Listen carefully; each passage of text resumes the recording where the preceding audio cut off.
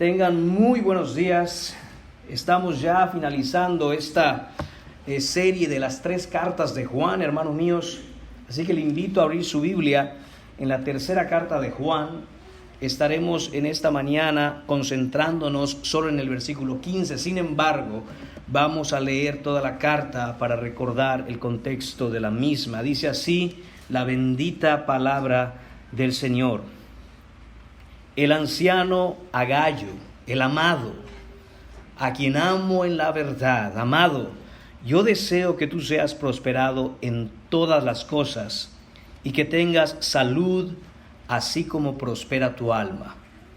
Pues mucho me regocijé cuando vinieron los hermanos y dieron testimonio de tu verdad, de cómo andas en la verdad. No tengo yo mayor gozo que el oír que mis hijos andan en la verdad. Amado, fielmente te conduces cuando prestas algún servicio a los hermanos, especialmente a los desconocidos, los cuales han dado ante la iglesia testimonio de tu amor, y harás bien en encaminarlos como es digno de su servicio a Dios para que continúen su viaje. Porque ellos salieron por amor del nombre de Él sin aceptar nada de los gentiles. Nosotros pues debemos acoger a tales personas para que cooperemos con la verdad. Yo he escrito a la iglesia, pero Diótrefes, al cual le gusta tener el primer lugar entre ellos, no nos recibe. Por esta causa, si yo fuere, recordaré las obras que hace, parloteando con palabras malignas contra nosotros, y no contento con estas cosas, no recibe a los hermanos, y a los que quieren recibirlos se los prohíbe y los expulsa de la iglesia. Amado, no imites lo malo, sino lo bueno. El que hace lo bueno es de Dios, pero el que hace lo malo no ha visto a Dios. Todos dan testimonio de Demetrio, y aún la verdad misma, y también nosotros damos testimonio, y vosotros sabéis que nuestro testimonio es verdadero. Yo tenía muchas cosas que escribirte, pero no quiero escribírtelas con tinta y pluma, porque espero verte en breve y hablaremos cara a cara. La paz sea contigo. Los amigos te saludan, saluda tú a los amigos, a cada uno en particular. Oremos, hermanos. Señor, te damos gracias por este hermoso domingo que, Señor mío, tú nos has dado el privilegio de experimentar, de vivir, Señor, en comunidad, Señor, en congregación, en este tu día, Señor Padre, en el que tienes algo que decir a tu iglesia. Señor y Padre, te damos las gracias por tu Hijo Jesucristo, Señor, en el cual nos has dado toda bendición espiritual en los lugares celestes, Señor. Padre, gracias porque hoy vamos a concluir, Señor, esta serie de cartas, Señor, que has inspirado, las cartas de Juan, Señor. Y reconocemos, Padre, que todo ha sido por tu misericordia, por tu gracia. A ti sea la gloria siempre, Señor. Y te pedimos, Padre, que bendigas a tu pueblo a través de tu revelación. Padre, te pedimos que el Espíritu Santo sea en tu palabra, Señor, haciendo la obra en cada uno de nosotros. Señor, bendice a tu iglesia, bendice esta iglesia local, bendice a cada uno de sus miembros, Padre. Que podamos ver la verdad, Señor, y vivir por ella. Te pedimos todo para la gloria de tu Hijo Jesucristo. Que traigas salvación, te pedimos, Señor. En el nombre de Jesús oramos. Amén.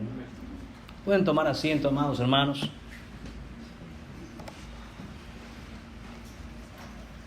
A manera de introducción, quisiera hacer un breve recordatorio de en dónde estamos en la carta, qué es lo que hemos estado aprendiendo, hermanos. Vimos al inicio de esta carta, los versículos 1 a 4, la prosperidad auténtica. Si usted recuerda eso, hablábamos de que la prosperidad auténtica, la verdadera prosperidad, no tiene nada que ver con tener mucho o tener poco, sino que tiene todo que ver con estar y andar en la verdad. Gayo era un hermano en una buena situación financiera, pero no era esa economía el origen de su bienestar, sino la prosperidad de su alma. Era un hombre maduro en la fe que amaba genuinamente al Señor. Nuestro hermano Gayo andaba en la verdad. Después, en los versículos 5 a 8, aprendíamos un poco más acerca del carácter y la persona del hermano Gayo. Y aprendíamos en el mensaje titulado Siervo fiel del Evangelio, que él era un hombre en servicio al Señor y su servicio era fiel. Él tenía un testimonio congruente con la fe que profesaba. Él colaboraba en el avance del reino, ayudando a los misioneros cristianos. Así también, versículos 9 a 10, aprendimos de uno de los enemigos del evangelio, Diótrefes. Este era un hombre egoísta que buscaba protagonismo en la iglesia local en la que él estaba. Es un hombre que quiere tener el primer lugar en todo. Quiere servirse a sí mismo, no servir a Dios. Era orgulloso. De hecho, es un falso hermano. Él no era un hermano real. Él quiere hacer su propia voluntad. Él atacaba a los verdaderos cristianos, a los verdaderos siervos de Dios. Hablaba mal de aquellos que están trabajando en la obra y que llevaban el evangelio. Sin embargo, hermanos, vemos que él está dentro de las filas de la iglesia. Lo que aprendíamos es que el peor enemigo del evangelio se encuentra entre las mismas ovejas. Son lobos disfrazados de ovejas, y el peor ataque no viene de fuera de la iglesia, sino de dentro de la misma. En el versículo 11, el mensaje fue: no imites lo malo. Aprendíamos, hermanos, que no debemos imitar a Diótrefes, que no debemos imitar este tipo de prácticas si es que somos cristianos. Y por extensión hablábamos mucho de que no podemos vivir imitando el modelo del mundo y traerlo a la iglesia. Después hablábamos de otro hermano en esta carta que es mencionado en el versículo 12. Hablábamos de Demetrio, testimonio verdadero. Demetrio es un reflejo del carácter de Cristo. El fruto del Espíritu Santo es evidente en su vida. Todos confirman ese testimonio. Esto es algo que todos podían ver, que todos sabían: los creyentes, los no creyentes, los hermanos de la iglesia, los ancianos de la congregación, y más importante que todo lo anterior, la verdad misma daba testimonio de Demetrio, es decir, la palabra de Dios. Es importante, hermanos, entender que tener ese testimonio verdadero que respalde con hechos concretos la realidad de nuestra fe es esencial para poder llevar el evangelio a otros sin que seamos un estorbo al avance del reino de Dios. El domingo pasado, versículos 13 y 14, vimos la primera parte del mensaje comunión cara a cara. Ya hablábamos de la importancia de desarrollar relaciones de hermandad que sean significativas, cálidas, profundas, reales, auténticas, y que deben ser de manera física, presencial, personal, para poder llevar a cabo juntos la gran comisión que nos ha encomendado el Señor. Esto en contraposición a la propuesta del mundo de hoy, que lo que promueve es conexiones y relaciones virtuales, superficiales, redes sociales, donde no hay ningún tipo de compromiso, y que la realidad es que más que nada exaltan o promueven el yo. Todo eso, hermanos, carece de sustancia y solidez y es vacío. No existe tal cosa como, hablábamos de eso, no existe tal cosa como la iglesia en línea. Es necesario estar físicamente presente, a menos que haya una razón válida para no poder estar. Necesitamos estar conectados con la asamblea de los santos, con la congregación de los redimidos, con el cuerpo de Cristo que es la iglesia. Y esta mañana, hermanos, en el versículo 15 tendremos la segunda parte de ese mensaje titulado cara a cara, comunión cara a cara.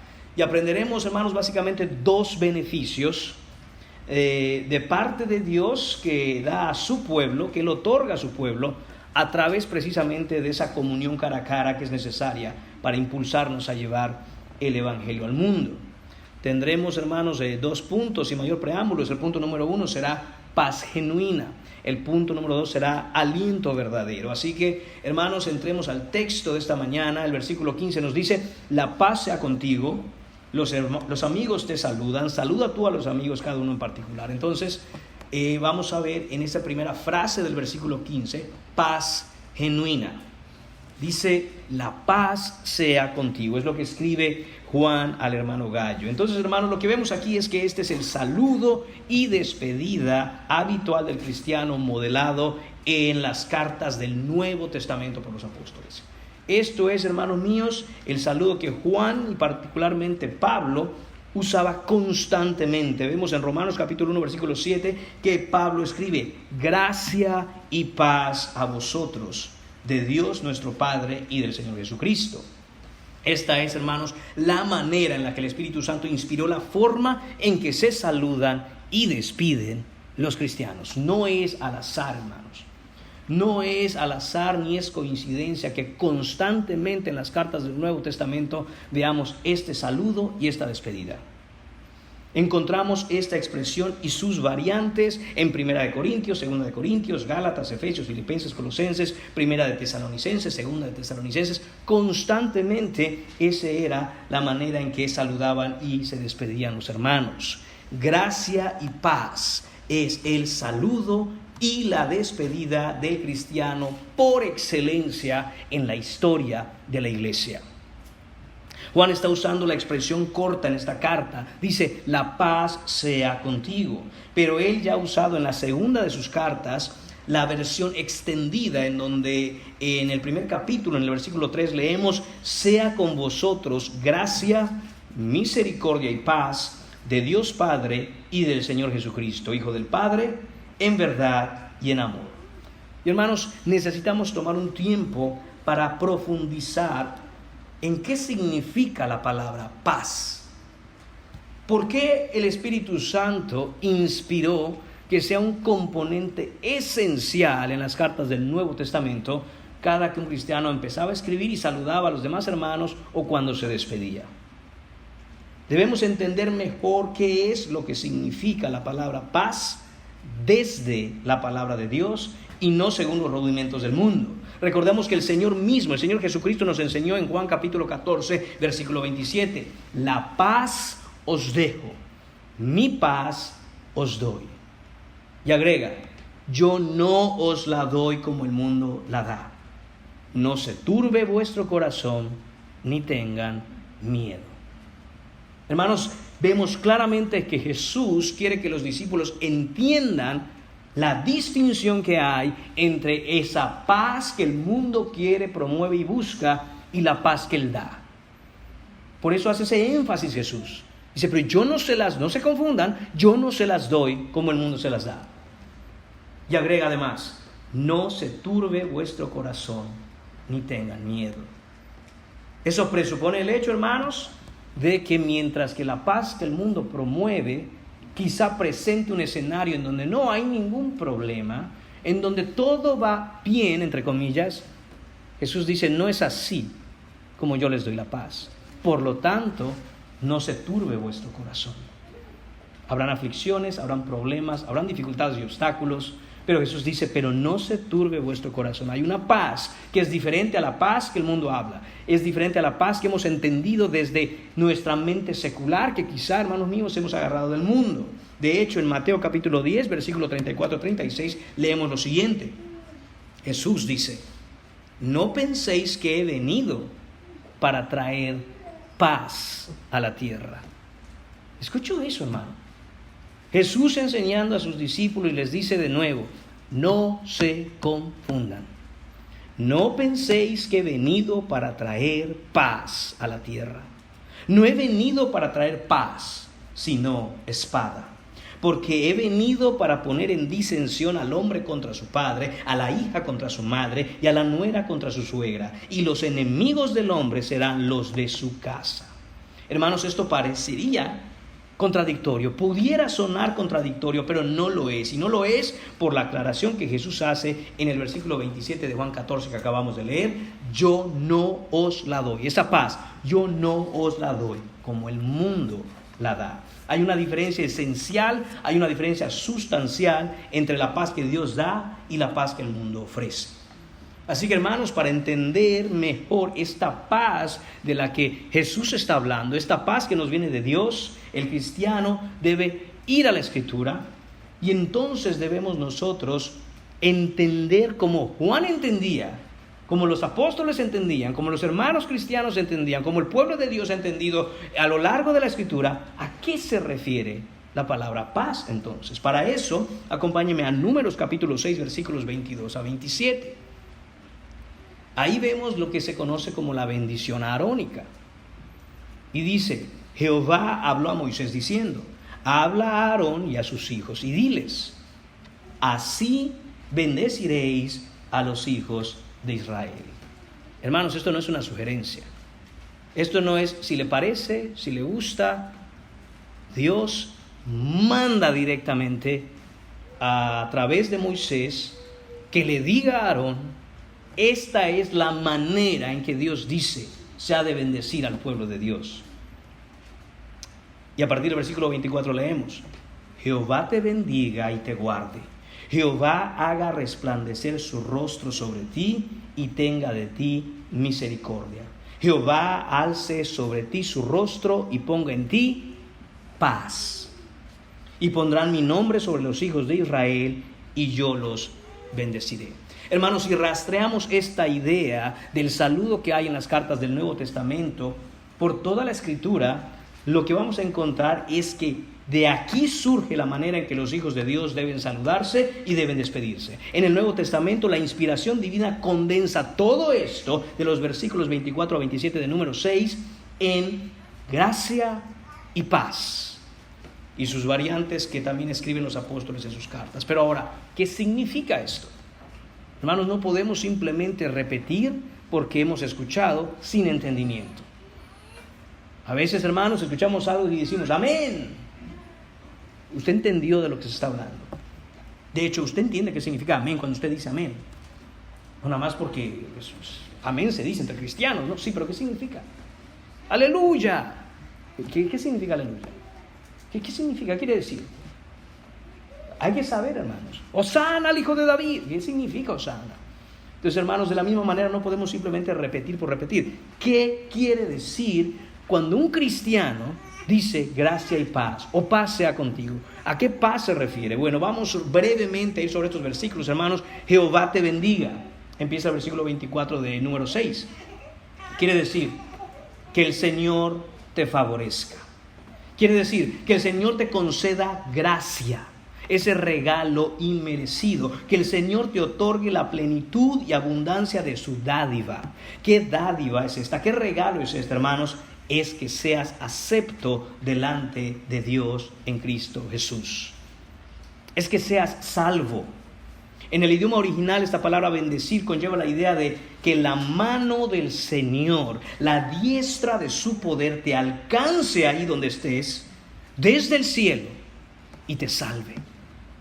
Eso es lo que implica el que Jehová te bendiga. Es que Dios extienda su mano desde el trono de la gracia y te dirija por su palabra todos los días de tu vida hasta llegar al cielo con Él sin desviarte.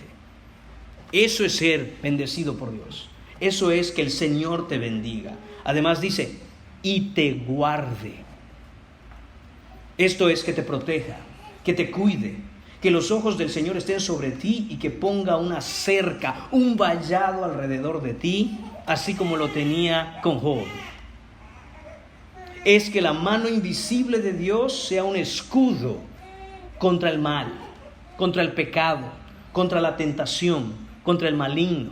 De eso es que se trata el cuidado de Dios. Que el Señor te guarde, es que el Señor te cuide de no andar en pecado. No es simplemente, hermanos míos, que las cosas vayan bien. No simplemente es que yo tengo un plan en mi mente y ojalá todo me salga bien, que Dios nos guarde. Es que te cuide de andar en rebeldía contra Él y en pecado. Dice además, Jehová haga resplandecer su rostro sobre ti. Lo que significa es que el Señor te mire con agrado. Quiere decir, hermanos míos, que Él te mire, ponga sus ojos sobre ti y sonría complacido porque eres su hijo. Eso quiere decir que Él haga resplandecer su rostro sobre ti. Y dice, y tenga de ti misericordia.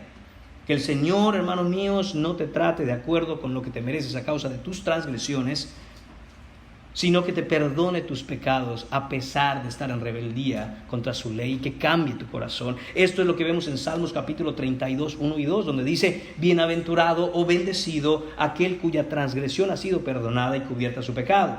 Bienaventurado el hombre a quien Jehová no culpa de iniquidad y en cuyo espíritu no hay engaño. Hermanos míos, este salmo es citado también por Pablo en Romanos capítulo 4, versículos 7 y 8, haciendo referencia al perdón que recibimos de Dios, no por las obras de la ley, sino por la gracia que Él otorga en su Hijo Jesucristo.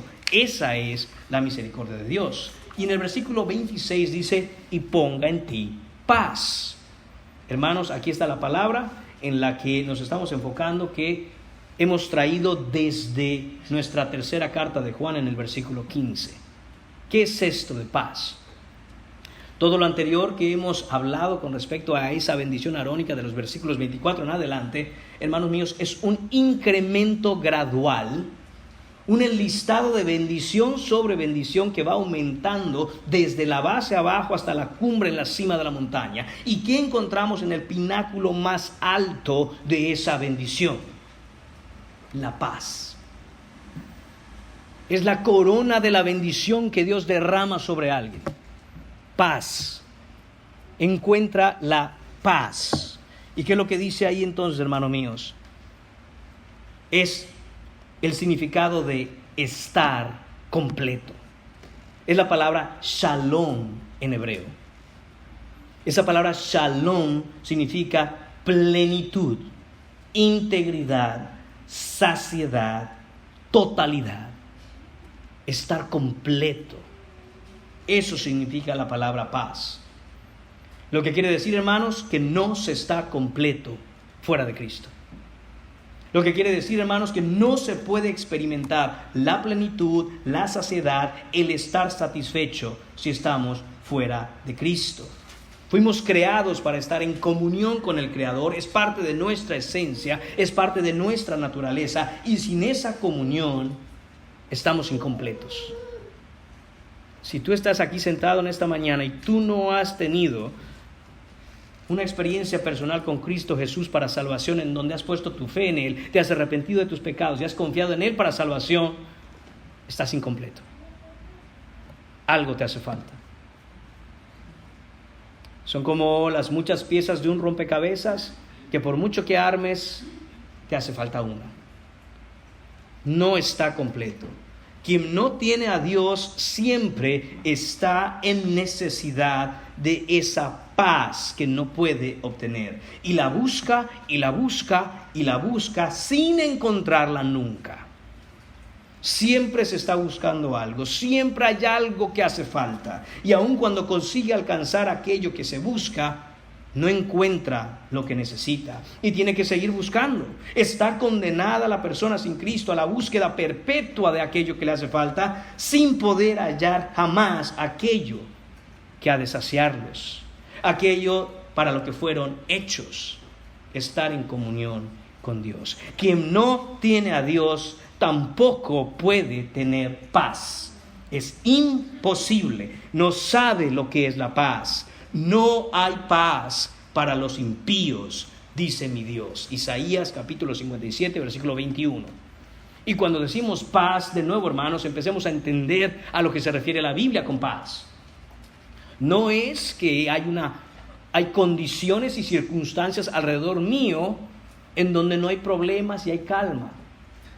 Esa es la paz del mundo y eso es temporal, porque en este mundo tendrás aflicción. Eso es temporal. La paz que estamos hablando hoy, la paz que quiere Gallo que Juan experimente, es esta paz de Dios en donde hay plenitud, en donde no hace falta nada.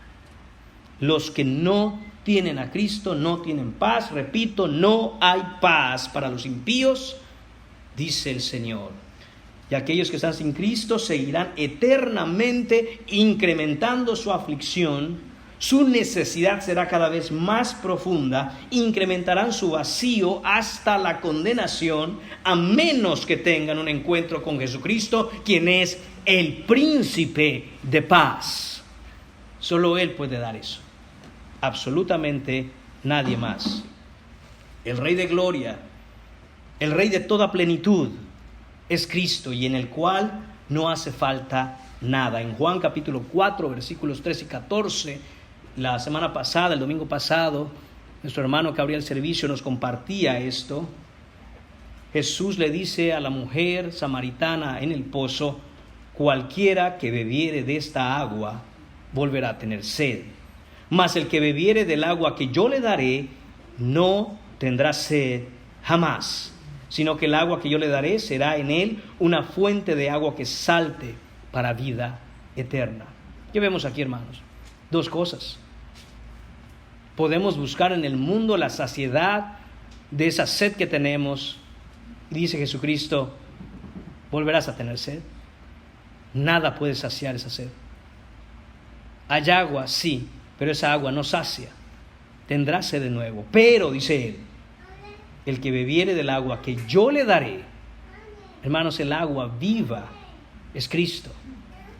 Cristo es la misma agua viva, porque Él se dio a nosotros, Él se dio a sí mismo. Dice, el que bebiera del agua que yo le daré, no tendrá sed jamás. En Jeremías capítulo 2, versículo 13, esta idea, este mensaje, esta exhortación ya había sido dada por Dios a su pueblo. Y dice el Señor a través de Jeremías, porque dos males ha hecho mi pueblo. Note esto. ¿Acaso el pueblo de Dios no había caído en idolatría? Sí. ¿Había desobedecido a Dios? Sí. ¿Había transgredido la ley en muchos puntos? Quizá en todos, hermanos, claro. Pero el Señor resume todo eso como el resultado de dos cosas que hizo su pueblo. Dos males ha hecho mi pueblo. ¿Y qué son esos dos males, Señor? Me dejaron a mí fuente de agua viva. Me dejaron a mí. Asegúrate, hermano mío, de no estar rechazando al Señor, de no estar dejando al Señor. Uno de esos males es, me dejaron a mí fuente de agua viva. Y el segundo, y cavaron para sí cisternas rotas que no retienen agua. Hermanos, como cristianos no podemos constantemente estar yendo al pozo del mundo a buscar cómo saciar la sed, si es que tenemos aquel que es el agua viva. Y debemos procurar con toda nuestra diligencia, hermanos, el no hacer estos dos males que dice el Señor, ha hecho mi pueblo. Me han dejado a mí fuente de agua viva y se han cavado cisternas rotas que no retienen agua. La paz de Dios, hermanos, que nos es otorgada en Jesucristo, es el agua viva que sacia para que no tengamos sed jamás. Esta es la paz objetiva de Dios, no la paz subjetiva de los hombres. ¿Qué significa eso, hermanos? La paz objetiva de Dios tiene que ver con la paz interior para con Dios. Tiene que ver con mi posición delante de Dios, cómo me ve Dios. Cuando Dios me mira, ¿se agrada de mí? ¿Por qué? Porque ve a su Hijo en mí. No por mis méritos, no por tus méritos, hermano, sino por los méritos de Jesucristo. O lo que ve es tu pecado, porque no hay quien los cubra, porque no has venido en arrepentimiento a recibir el perdón de tus pecados. ¿Cómo te ve el Señor cuando te mira? ¿Hay paz en tu corazón a este respecto? Por otro lado está la paz subjetiva del hombre, esa paz exterior que depende de las circunstancias, esa paz que está de acuerdo a tu posición en este mundo pasajero.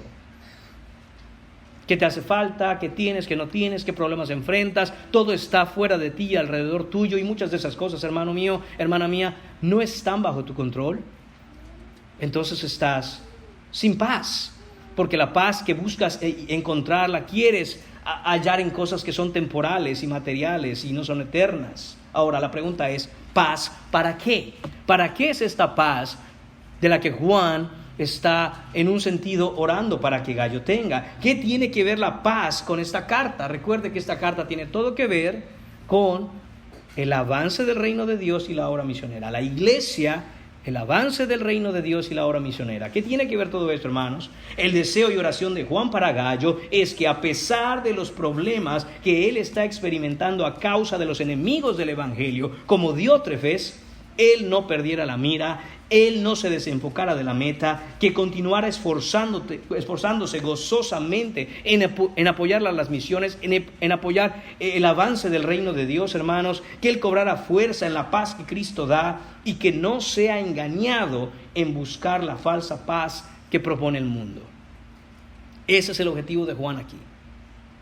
Sería muy fácil para Gallo simplemente, ante los problemas que está enfrentando, renunciar, rendirse. Así se va a deshacer de todos los obstáculos y problemas que le está teniendo. Hermanos, muy probablemente Gallo está enfermo. Lo hemos hablado ya al principio de esta carta. Y dice, ¿sabe qué? Voy a renunciar y ya. Uno tratando de servir a Dios y todos estos problemas encima, mejor me quedo en mi casa tranquilo. Ahí voy a encontrar paz y calma. Hermanos míos, pero es mentira.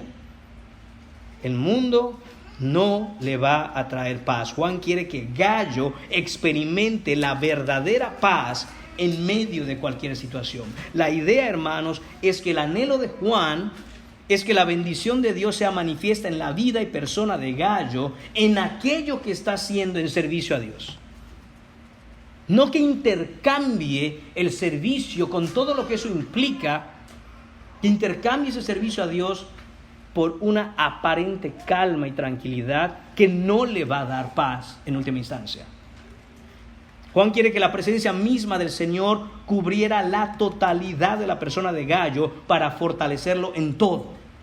Esta idea, hermanos, es muy acercada a la manera en que Juan inició la carta. Si usted recuerda, en esta tercera carta de Juan, en el versículo 2 dice: amado, yo deseo que tú seas prosperado en todas las cosas y que tengas salud, así como prospera tu alma. Hermanos, la idea que Juan tiene en mente, de principio a fin de esta carta, es que el Señor esté con Gallo, que no abandone a Gallo, que lo bendiga para que él siga siendo un instrumento en sus manos en el avance del reino de Dios y el apoyo de las misiones.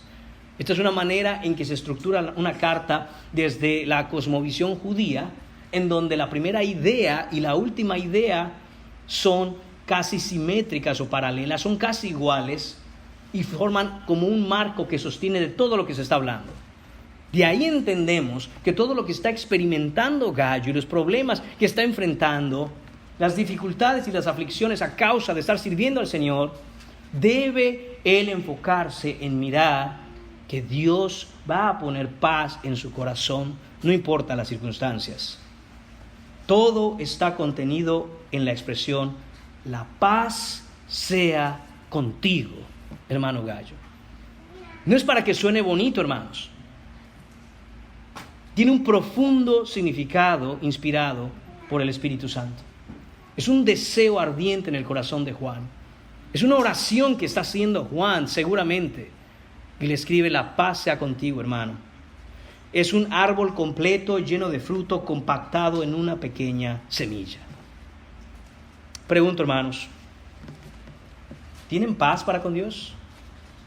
¿Tienes paz para con Dios? Tómalo de manera personal, a tu corazón, a tu conciencia, a tu ser. ¿Tienes paz para con Dios o no? ¿Estás en paz? ¿Estás completo en Cristo Jesús? Puedes decir que estás completo en Él. Hoy, sentado aquí en esta mañana, decir: yo estoy completo en Cristo. Porque recuerde, esa es la paz. Esa es la paz bíblica. Estar completo en Él. Nací en un estado pecaminoso en donde me hacía falta la esencia misma de lo que me hace ser un hombre, un ser humano. Pero Dios me encontró y ha solucionado eso de tal manera que ahora tengo paz. Estoy completo. Si murieras hoy, podríamos decir con certeza que estás descansando en paz. Que dicho sea de paso, esa expresión, hermanos, descansar en paz, es una expresión que acuñaron los cristianos. Los cristianos acuñaron esta expresión. Quizá usted lo ha visto popularmente con las siglas RIP, RIP. Algunos piensan que esto viene del inglés, Rest in Peace. No es cierto. Pero claro que no es cierto. Esto viene de los cristianos en la Edad Media, a principios del siglo VIII, y es latín, significa Requiescat in pace. Y sí, coincidentemente son las mismas siglas del inglés Rest in Peace. Pero esto no los americanos lo inventaron, hermanos. Los cristianos del principios del siglo VIII, al entender que cuando alguien muere, se encuentra con su Salvador y está plenamente completo. Y era algo particularmente de los cristianos. Nadie más decía esto. Ahora cualquiera lo dice. Cualquiera se muere y dice: está descansando en paz. ¡Ey, cuidado! Eso es para cristianos, originalmente. ¿Por qué? Porque cuando veíamos la vida de un hermano que ha vivido para el Señor, se ha entregado a Él, podemos ver ese testimonio verdadero como el de Demetrio, como el de Gallo, y decíamos: este hermano murió está descansando en paz, en la paz bíblica que le ofrece. Te pregunto, ¿tú puedes decir eso? ¿O podríamos decir eso nosotros? Hipotéticamente, si alguien muriera ahora y decir, el hermano o la hermana están descansando en paz. ¿Podrías tú decirlo honestamente, sin lugar a dudas? Si muero en este instante, voy a descansar en paz. ¿O no? ¿Estás jugando a las adivinanzas con Dios? Ojalá que sí, ¿quién sabe? Estamos jugando a las apuestas, puede que sí, pero quién sabe. Hermanos, esa no es la manera en que Dios manda vivir. Debemos estar convencidos en nuestro corazón por la palabra de Dios, con el respaldo de la Escritura, que a pesar de que no somos perfectos y aún mora pecado en nosotros, nuestra fe está genuinamente puesta en Jesucristo. Porque la otra opción, hermanos míos, es la condenación. No hay una tercera opción. No hay ninguna tercera opción. Hagamos otro ejercicio, hermanos.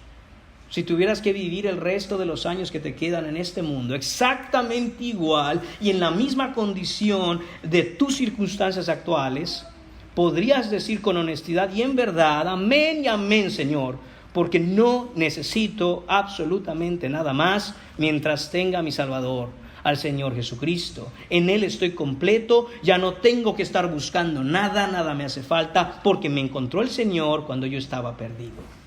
¿Pudieras tú decir eso? ¿O siempre hay algo que hay que estar buscando? Siempre hay algo que hace falta. Siempre en el corazón hay esa carencia de decir, el día que yo logre esto seré feliz. El día que yo tenga esto estaré en paz. El día que los problemas se vayan, ese día voy a descansar. Hermanos, muchos piensan eso. Que descansar en paz, regresando al tema de esa frase que es de cristianos, es como hay muchos problemas en este mundo, el día que yo muera se van a ir esos problemas y yo voy a descansar. Hermanos, eso es completamente opuesto a lo que enseña esa expresión cristianamente hablando. No es que queremos huir de los problemas, no es una cuestión de cobardía ante los problemas que hay en este mundo, sino el gozo de saber que me encuentro con mi Salvador, que es muy diferente. Por eso es que Pablo en sus cartas podía decir que morir es ganancia, pero que si lo ponían a elegir entre morir ahora y seguir sirviendo al Señor en vida, dice él, no sé entonces qué elegir. Y recordemos que eso está en Filipenses, hermanos, cuando Pablo está en la cárcel sufriendo. Y él no quiere huir de eso, porque él entiende que la paz no se trata de huir de los problemas, sino de estar completo en Cristo, sea que uno viva o sea que uno muera. Sea que uno esté en problemas o sea que uno esté sin ningún problema, que eso es simple y sencillamente imposible. Siempre vamos a encontrar una situación en esta vida en la que, como el mundo caído que es, nos causa un problema. Recuerde, cualquiera que bebiere del agua del mundo volverá a tener sed. Mas el que bebiere del agua que Cristo da, no tendrá sed jamás, porque es el agua viva, hermanos míos, que es una fuente que salta para vida eterna. Claro, hermanos míos, que no estoy diciendo que no debemos avanzar en la vida, fue un ejercicio hipotético. Debemos continuar avanzando en nuestra vida con las cosas que necesitamos seguir haciendo, moviéndonos y avanzando, pero hermanos, no debemos avanzar o tener una perspectiva de querer progresar en las cosas de este mundo, sino en las cosas del Señor. Ahora, ¿por qué es necesaria la paz para el evangelismo? En el contexto de nuestra carta, ¿por qué es necesario que estemos en paz para con Dios? Primeramente, para entonces poder hacer que el avance del reino y llevar el evangelio a otros sea algo exitoso, que sea algo que el Señor bendiga, hermanos míos, porque la paz del Señor, esa plenitud y totalidad de su santa presencia, nos va a fortalecer, no simplemente para estar bien, no simplemente para salir bien librados de asuntos de la vida, sino para avanzar en la proclamación de su evangelio y para ganar el mundo para Cristo. Ahí es donde encontramos fortaleza. Hermanos, usted sabe esto. Tenga usted un tremendo problema, sobre todo en casa, y levántese, váyase tranquilo a trabajar. No es lo mismo. Las energías parece que se van. La mente no está bien, no estamos concentrados. Hay cosas que salen de su lugar y hasta leer la Biblia cuesta. Orar es difícil. Entonces no queremos, hermanos míos, la paz del mundo para nosotros poder continuar con una vida sin problemas. Queremos la paz que trae el Señor para nosotros poder hacer aquello que hemos sido mandados a hacer. Esa es la verdadera paz que nosotros necesitamos encontrar y el propósito correcto por la cual debemos ansiar y buscar esa paz. La paz de Dios de manera personal en cada uno de los cristianos debe traducirse en una vida de paz en comunidad, en la iglesia. Y esto es indispensable para hacer la obra de llevar el evangelio al mundo. Solo aquellos que tienen la paz de Dios pueden mostrar al Dios de paz a otros. Es imposible hacerlo de otra manera. Si uno no está en paz primeramente con el Señor, y si esa paz primeramente con el Señor no se traduce en paz con mis hermanos, ¿cómo sueño siquiera de hablarles a los demás del Dios de paz? Hermanos, es incongruente. Salmo 133 dice: mirad cuán bueno y cuán delicioso es habitar los hermanos juntos en armonía. En otras palabras, en paz. Es como el buen óleo sobre la cabeza, la cual desciende sobre la barba de Aarón, y baja hasta el borde de sus vestiduras. Como el rocío de Hermón que desciende sobre los montes de Sión, porque allí envía Jehová bendición. ¿Y qué? Y vida eterna. Si queremos ser, hermanos míos, una congregación en donde el Señor tenga esa bendición, que ya hemos explicado qué significa bendición, y donde Él mande vida eterna, es no negociable, hermanos, que nuestra relación con Dios sea una relación en la cual nosotros estemos seguros que estamos en paz con Él y por lo tanto desarrollar esa comunión en paz con los demás. Ahí es donde nosotros vamos a ver el obrar del Señor. Esa es la idea que ambos versículos de Salmo 133, el versículo 2 y el 3, tienen como ilustración. Está el sacerdote Aarón, lo están ungiendo, están derramando ese aceite sobre su cabeza, pero el aceite no se queda en la cabeza, sino que se derrama y moja todo su vestido, hasta el borde. Todo queda empapado de ese óleo bendito. Lo mismo pasa con el monte Hermón, en donde por las mañanas el rocío descendía y mojaba la tierra, y esa tierra, hermanos míos, ya humedecida, producía frutos. Las plantas se nutrían de ese rocío. Y esa es la idea que vemos nosotros en este Salmo 133 con respecto a esa paz que ha sido derramada sobre la cabeza de la iglesia, que es Cristo. Cristo trayendo la paz, rompiendo la enemistad entre Dios y el hombre, haciendo una reconciliación en paz entre Dios y el hombre. Pero no se queda ahí, sino que desciende en cada uno de aquellos que ha venido, hermanos míos, a estar en paz con Dios por la fe en Cristo. Quiera Dios, hermanos, bendecirnos con esa paz que sobrepasa todo entendimiento, como nos dice Pablo en Filipenses capítulo 4, versículos 4 a 7, que nos dice: regocijaos en el Señor siempre. Otra vez digo, regocijaos. Vuestra gentileza sea conocida de todos los hombres. El Señor está cerca. Hermanos, un llamado al evangelismo.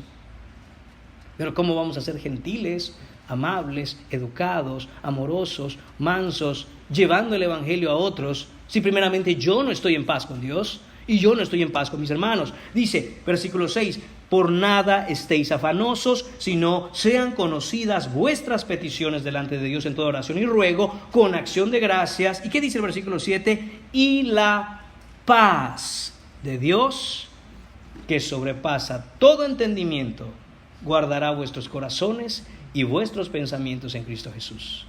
Si no comenzamos primero, hermanos míos, con experimentar genuina y verdaderamente la paz de Dios de manera personal, imposible es que podamos crecer en nuestra vida cristiana conectados al cuerpo de Cristo y haciendo evangelismo, en donde en armonía el pueblo de Dios se mueve llevando el reino adelante.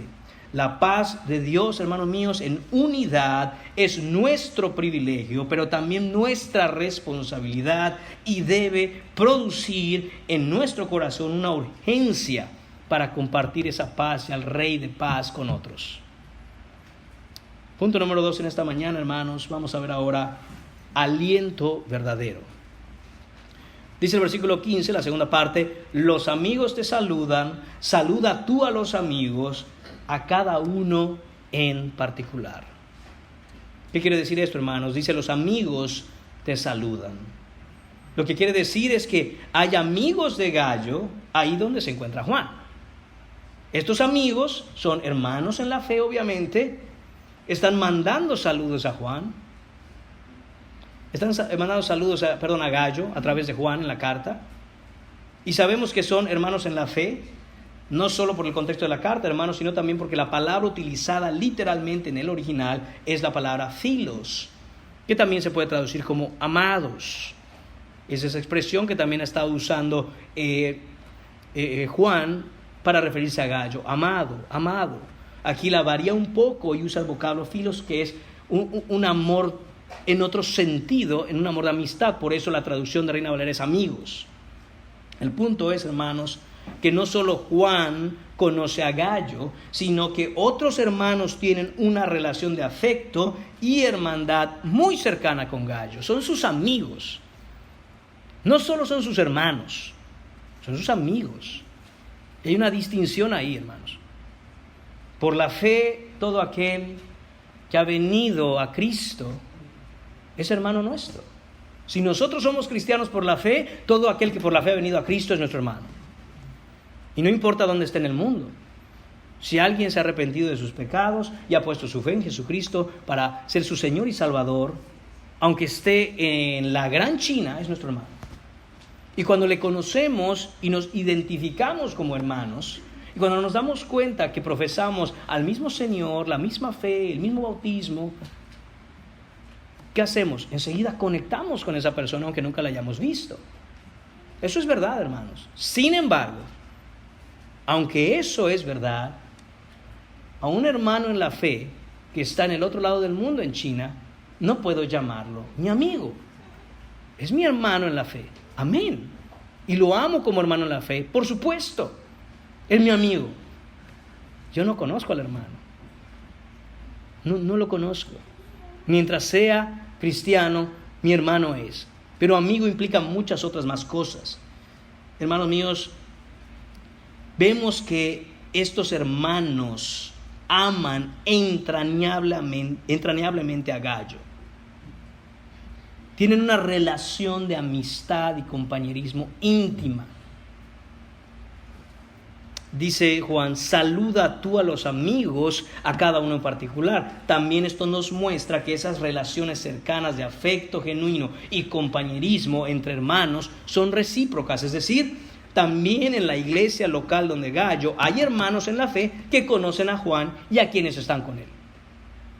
Juan pide que de manera particular, de manera personal, directa e individual los salude. Juan quiere que por nombre los hermanos donde Gallo reciban sus saludos. Juan tiene en mente el alentar a Gallo y a los hermanos con él. Juan quiere animar y confortar a la iglesia local donde Gallo. Quiere que Gallo se fortalezca en el ejercicio de la fe. Quiere que Gallo recobre fuerzas. Quiere que Gallo recobre impulso. Quiere avivarlo, quiere darle aliento, haciéndole saber que no está luchando solo a pesar de los problemas. Tiene amigos. Tiene amigos. Él no es el único ocupado en la obra misionera. A pesar de los obstáculos, otros amigos suyos también están luchando. Hay un gran ejército de colaboradores, de hermanos, de amigos que tienen la mano en el arado y que están juntos luchando y trabajando por el avance del reino y que más que seguramente están orando en intercesión por él y por su iglesia local. Son amigos. ¿Se da cuenta cómo Juan emplea estas palabras de amistad, de amigos, en vez de decir saluda a los hermanos? Y hay una razón, hermanos míos. El caso particular que atiende la carta y la manera en que Juan quiere alentar a Gallo, es necesario que él sepa acerca de estos amigos. No solo los hermanos en forma general. ¿Qué los distingue? ¿Qué aprendemos de esto? ¿Cuál es la aplicación aquí, hermanos? Vemos la importancia de estar estrechamente unidos como hermanos en Cristo para alentarnos a continuar en la obra del avance del reino. Lo que distingue a estos amigos del resto de los demás hermanos es que estos amigos son aquellos que están directamente involucrados en la obra misionera. Eso ha hecho un cambio en donde se profundiza esa relación de hermandad y ahora no son solo hermanos, ahora son mis amigos. ¿Por qué? Porque ningún hermano es Superman, ningún hermano es todopoderoso, ningún pastor, ningún ministro, ningún predicador es inmune al desaliento, al cansancio que el ministerio genera. ¿Y quién va a entender a estos hermanos? Otro hermano que esté a la par con él luchando por la misma causa, en donde se desarrollan relaciones no solo de hermandad, sino de amistad. Y esto es lo que le está diciendo Juan a Gallo. Los amigos están pendientes de ti. Gallo, hay hermanos aquí que tú los conoces, tú sabes quiénes son, que te entienden y saben por lo que estás pasando. No es ajeno a nosotros lo que tú estás viviendo. Sabemos el peso de lo que es estar directamente inmiscuido en la obra. Todos nos cansamos, todos pasamos por temporadas de desaliento, todos necesitamos el ánimo y el impulso de los demás hermanos, amigos en el cuerpo de Cristo. ¿Quién anima a aquellos que siempre animan? Sus amigos. ¿Quién fortalece a aquellos que siempre infunden fuerzas a otros? Sus amigos. ¿A quién acude, hermanos míos, un doctor cuando el doctor se enferma? Hermanos, en la obra misionera es lo mismo, en la obra del evangelio es lo mismo. En lo que tiene que hacer la iglesia en el sentido de la gran comisión es exactamente lo mismo. La estructura de orden en la iglesia del Señor no es una pirámide. No hay alguien en la cima que es invulnerable a la necesidad. Todos nos necesitamos los unos a los otros. Todos necesitamos y todos debemos alentarnos y animarnos para continuar perseverando en la vida cristiana. Y todos, hermanos míos, estamos llamados a poner la mano en el arado para poder entender ¿qué es lo que verdaderamente conlleva el esfuerzo de llevar el evangelio? Porque si nosotros vivimos nuestras vidas, hermanos, de manera individual, en la que esta familia o esta persona tiene sus planes y están desconectados de la obra para la cual la iglesia debe vivir, ¿sabe qué usted va a pasar? Que los hermanos trabajando y esforzándose porque el ministerio avance, sus preocupaciones y sus cargas por el ministerio son tales que, hermanos míos, cuando usted venga con un problema, porque ¿qué cree? Es que oren por mi hijo porque salió mal en la escuela.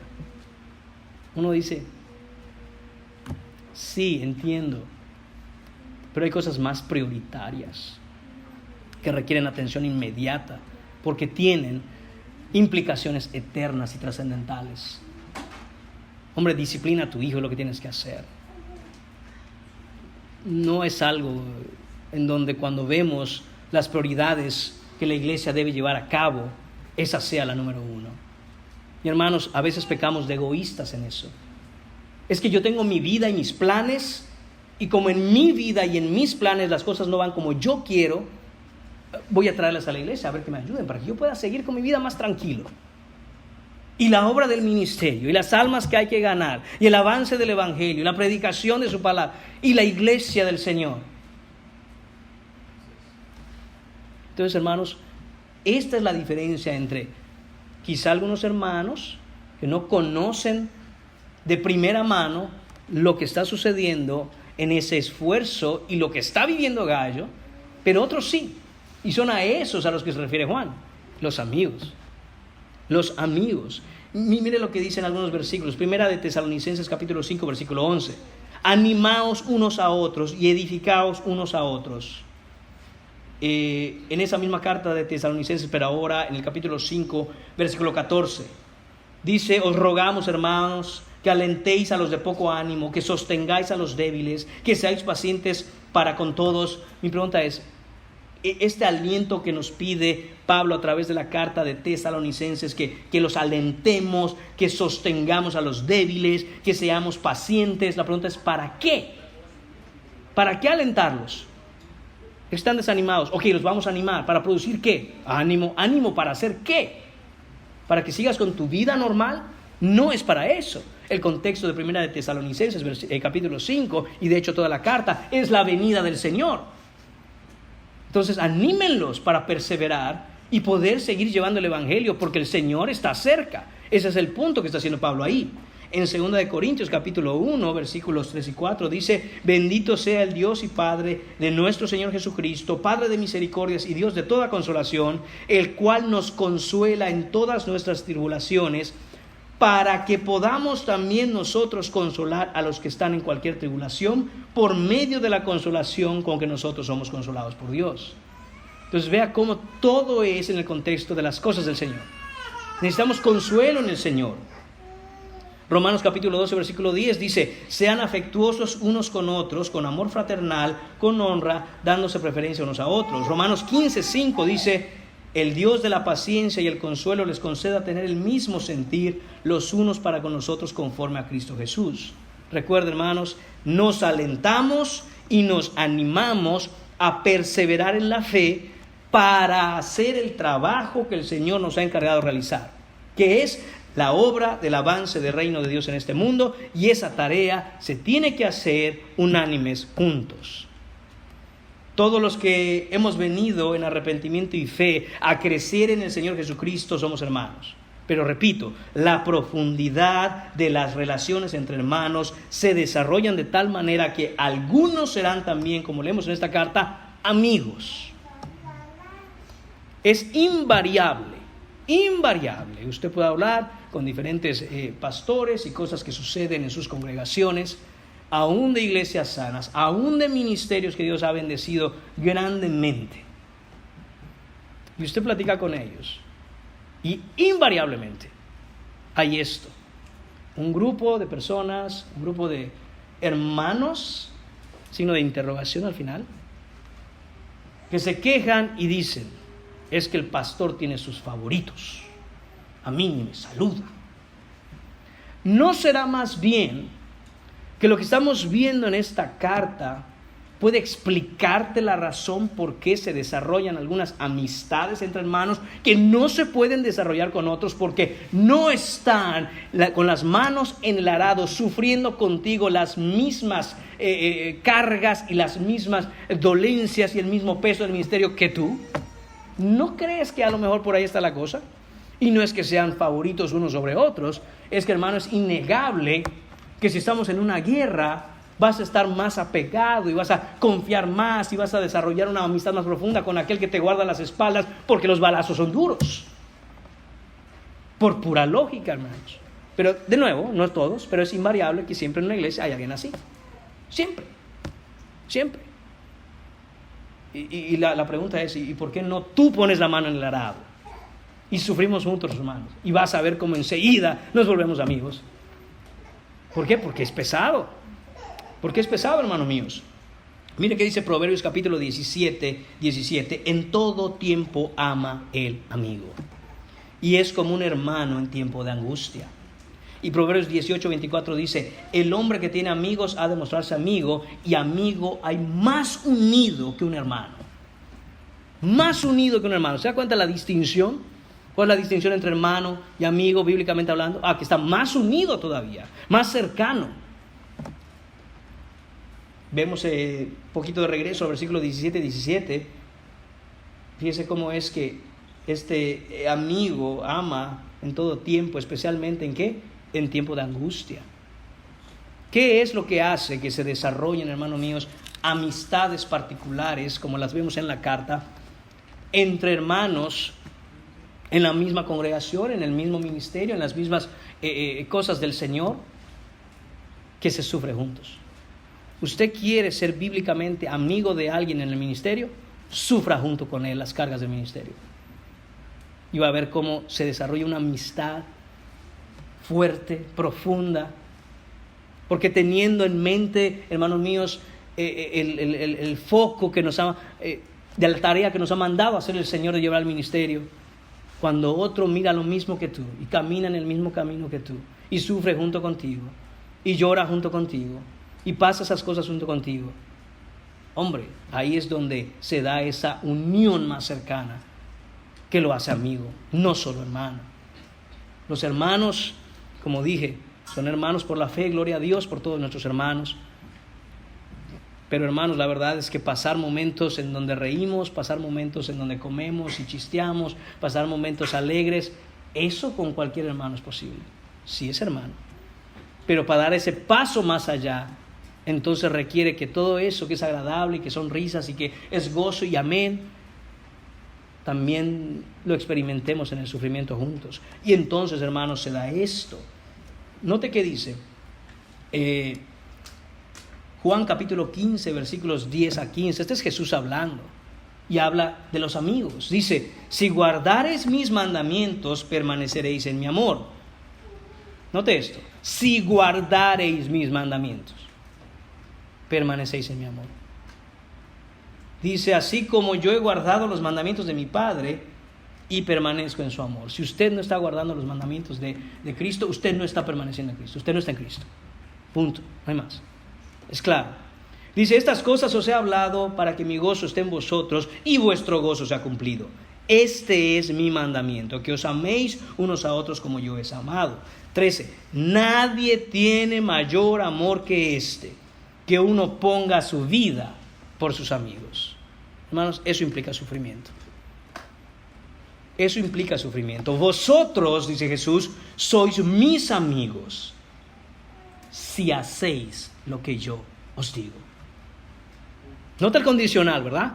Si hacéis lo que yo os digo. Está hablando, hermanos míos, no de perder la salvación. No está hablando aquí de ganar o perder la salvación, de ser salvo. Está hablando con sus discípulos. Pero amigos, hay una obra que hay que hacer. Y si tú haces lo que yo te digo, dice, entonces somos no solo siervo y señor, somos amigos. De hecho, lo que dice después, en el versículo 15, ya no os llamaré siervos, porque el siervo no sabe lo que hace su señor, pero os he llamado amigos, porque todas las cosas que oí de mi Padre os las he dado a conocer. ¿Usted quiere ser amigo de alguien más? Punto número 1, sufra junto con él. Cristianamente, sufra las cargas de llevar el evangelio junto con él. Y segunda cosa, empezará usted a conocer el corazón de esa persona, así como Jesús fue amigo para con sus discípulos y todas las cosas que él oyó del Padre se las dio a conocer a ellos. Ahí es donde se hacen amigos, hermanos. Debemos entender entonces que como cristianos nuestra vida ya no es nuestra, hermanos. Dice Colosenses 3:2-3, poned la mira en las cosas de arriba, no en las de la tierra, porque habéis muerto y vuestra vida está escondida con Cristo en Dios. Y Gálatas 2:20 dice, con Cristo estoy juntamente crucificado, y ya no vivo yo, mas vive Cristo en mí, y lo que ahora vivo en la carne, lo vivo en la fe del Hijo de Dios, el cual me amó y se entregó a sí mismo por mí. ¿Qué quiere decir? Que la entrega de nuestra vida, hermanos, esa entrega se manifiesta en vivir no por uno mismo, sino por la causa del evangelio, junto con otros con los que desarrollaremos, además de una hermandad, una verdadera amistad. Y hermanos míos, y al poner nuestra vida en ello, entonces estamos reflejando y modelando a Cristo, quien hizo lo mismo por nosotros. Cristo es el modelo de lo que es ser un amigo. Y Juan está imitando a Cristo en esta carta. ¿Cómo? Juan está en Éfeso, está trabajando duro, el hombre ya es mayor, pero hasta donde se sabe no había mayor problema en Éfeso en ese instante. Juan no está lidiando con un problema en particular en Éfeso. Pudiéramos decir que a pesar que está trabajando fuertemente, está tranquilo. ¿Y qué sabemos que va a hacer Juan? Va a dejar eso por un momento en donde quizá puede encontrar esa hasta cierto punto comodidad en lo que está haciendo para ir donde Gallo y meterse en el ojo del huracán entre los problemas. ¿Por qué? Porque ama a Gallo. Por eso. Porque es su amigo. Está modelando a Cristo, quien abandonó su trono de gloria en el cual él encontraba perfecta comunión con su Padre y vino a este mundo caído, al desastre en el que estamos, para salvarnos, para decirnos, ya no les llamo siervos, sino amigos. Gallo también está imitando a Cristo en esta carta. ¿Por qué? De nuevo, recordemos que Gallo es un hombre económicamente acomodado. Y él no mira eso como cosa que aferrarse, sino que todo eso entiende que sea para la obra misionera, que sea para el avance del reino. Así yo esté pasando incomodidades, así yo esté pasando aflicciones, así yo esté enfermo, pero sigo adelante en el Señor. Está imitando a Cristo, hermanos. Así estamos llamados todos también a mirar a Cristo y por lo tanto a imitarlo como Él nos ha enseñado. hermanos míos, para que entendamos esa tarea que nos ha encomendado el Señor, debemos también desarrollar ese entendimiento de que la iglesia debe discipular a las naciones y debe hacerse entre todos unánimes juntos. No es trabajo solo de algunos cuantos. Quizá algunos, al pensar en que la vida cristiana es abandonar lo que tú tenías, abandonar donde tú estabas, abandonarte a ti mismo y venir a nacer de nuevo a vivir otra vida, les parezca una locura. Y la realidad es que lo es. Es una locura, pero es lo que Dios ha mandado. Pues ya que en la sabiduría de Dios el mundo no conoció a Dios mediante la sabiduría, agradó a Dios salvar a los creyentes por la locura de la predicación. Y esa es la obra que todo ministerio y toda iglesia cristiana que sea genuina debe entender que debe hacer. Hay que llevar el evangelio a otros. Toda esta carta, hermanos míos, nos muestra, nos señala que debemos predicar el evangelio a todos, alcanzar a los perdidos, ir a donde no se ha escuchado el evangelio. Y eso puede incluir probablemente aquí en la misma ciudad, puede incluir en otra ciudad o puede incluir otro país. Pero hay que hacerlo, hay que predicar el evangelio, hay que predicar a Cristo. Y recuerde que este es el evangelio. Porque sin el evangelio nosotros no podemos llevar nada. Lo único que llevamos no es lo que nosotros traemos de nosotros mismos a los demás, sino el evangelio. Que Cristo, hermanos míos, murió por pecadores como tú y como yo. Dios siendo santo y nosotros siendo pecadores, estábamos en un terrible problema. Tú siendo pecador, estás en un problema delante de Dios, porque vas a dar cuenta de cómo has vivido. Llegará el momento en que daremos cuenta y seremos enjuiciados aún de las palabras que hemos dicho. ¿Y cómo seremos hallados si no tenemos un abogado? Culpables de condenación eterna. Pero teniendo al abogado Jesucristo, que dio su vida por nosotros, Él promete que ha sido la propiciación por nuestros pecados, que Él ha apaciguado la ira justa de Dios sobre nosotros, y ahora hay paz entre aquellos que han venido a poner su fe en Jesucristo y Dios. Y esa es la paz que sobrepasa todo entendimiento. Y esa es la paz, hermanos míos, que no puede dar el mundo. Y esa es la paz que Cristo dijo que nos da, no como la da el mundo. Por lo tanto, hermanos, todo aquel que está en Cristo ya no puede tener un corazón turbado y no debe temer. Porque el día que llegue y Dios nos llama a su presencia, estamos en paz con Dios. Que sea hoy el día en que vengas tú también a poner tu corazón en el Señor, te pongas a cuentas con Dios y encuentres esa paz que solo Él puede dar. Oremos, hermanos míos. Señor y Padre, te damos las gracias por este tiempo, Señor. Te damos las gracias por tu palabra. Te damos gracias, Señor, porque nos has bendecido, Señor, como hablaba el hermano al inicio, Señor, de este servicio, con tu palabra. Y hoy terminamos, Señor, esta serie que iniciamos hace casi un año, de estas 3 cartas, Señor, del apóstol Juan, al discípulo al que tú amabas. Padre mío, que no haya sido en balde, Señor. Que no haya sido, Señor, trabajo tirado en saco roto, Señor. Que tu palabra, Señor, haya caído en el buen depósito del corazón, labrado, Señor, por ti mismo, para que la semilla, Señor, de tu bendición crezca y dé fruto al 100%, Padre. Ten misericordia de esta congregación, ten misericordia de esta iglesia, Señor. Padre mío, te pedimos que uses nuestra congregación, nuestra iglesia, nuestros recursos, nuestro tiempo, nuestra vida, para el avance del reino, Señor. Señor, te pedimos que levantes los hombres que debas levantar, las mujeres que debas levantar. Sacude y limpia tu iglesia de lo que tengas que limpiar. Señor, pero que seamos una iglesia que te honre, Señor.